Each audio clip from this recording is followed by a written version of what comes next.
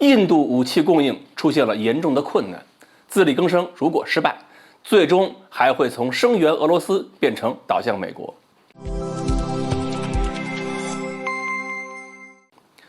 各位网友，大家好，我是刘小飞。随着美国和欧洲对俄罗斯开展了一系列制裁，印度呢最近开始觉得要疼了。由于长期以来，印度的武器装备来源中，俄罗斯是第一位的，占了60%。那么，如果俄罗斯无法继续供货，或者是因为担心连带受到制裁，印度无法从俄罗斯继续采购装备，那么印军的装备发展、现有武器的维护保养，甚至是部分弹药的供给，就都没着落了。那么不要说面对中国毫无竞争底气，就是面对不断获取中国新装备的巴基斯坦，恐怕也会胆气不足。所以呢，印度上周又宣布要加强自力更生，加大军事装备的生产。我看这涉及面还挺广的，新出了个清单，有108项，包括了下一代护卫舰、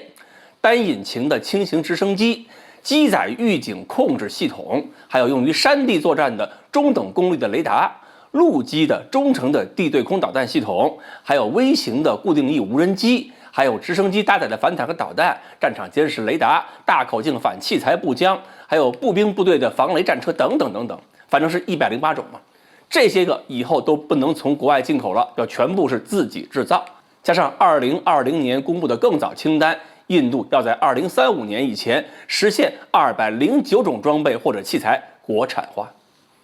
不过呢，这两份清单制定的时候也是有前提的，就是要俄罗斯向印度转让配件、部分生产技术和设备。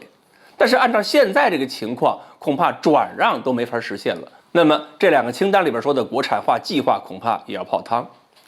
那么现在印度的一个办法就是向拥有俄式武器的国家采购二手货。可是二手货现在不好搞啊，因为美国要求各国把手头上的俄制武器尽可能的送给乌克兰，然后呢，美国作为补偿向这些国家出售 F-16、F-35爱国者导弹，还有 M1A2 坦克。所以印度现在在国际市场上找趁手的兵器都不容易了。关键是印度自己呢，现在看着俄制武器自个儿都不放心，就是看看俄罗斯坦克在俄乌战场的表现，印度表示现在手里的特72面对现代化反坦克导弹可能是一样脆弱。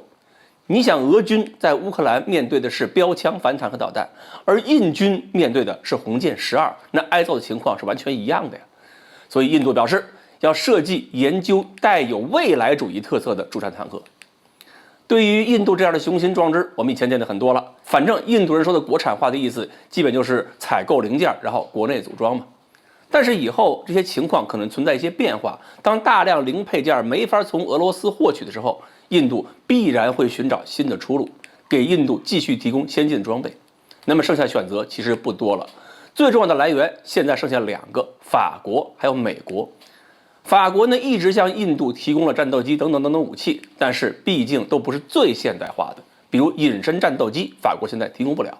所以印度很有可能最终还是要向美国求助。而美国向印度提供军事技术援助，对美国有几个好处。首先是可以逐渐的挤压法国在印度的影响力，法国最近多少还是有点不配合美国的嘛。另外呢，用武器诱惑印度，也是利用装备技术巩固美日印澳4方机制。毕竟中印之间的争议还是很有利用价值。只要印度离不开美国武器，那么即使现在印度跟美国再怎么争吵，以后都能被美国控制住。所以啊，只要印度还存在不安全感，不管今天如何表示支持俄罗斯，不管现在美国如何表示对印度不满，长远来看，印度这个态度都有可能坚持不了太久。那么有没有可能印度跟中国、巴基斯坦缓和关系呢？让自己不至于因为武器来源再次向美国低头呢？恐怕这个也做不到。印度对中国的态度最近是没有软化的，虽然实现了一些高层访问吧，但是印度始终在边界问题上保持对中国的强硬态度。所以啊，不排除印度现在跟美国虽然是吵吵闹闹，但过一段时间这两个之间的关系反而会更靠近了。好，缺少了武器来源的印度将来会是什么样的国际政治走向？今天呢，我们就聊到这里，欢迎大家继续关注我们的栏目，我们下期再聊。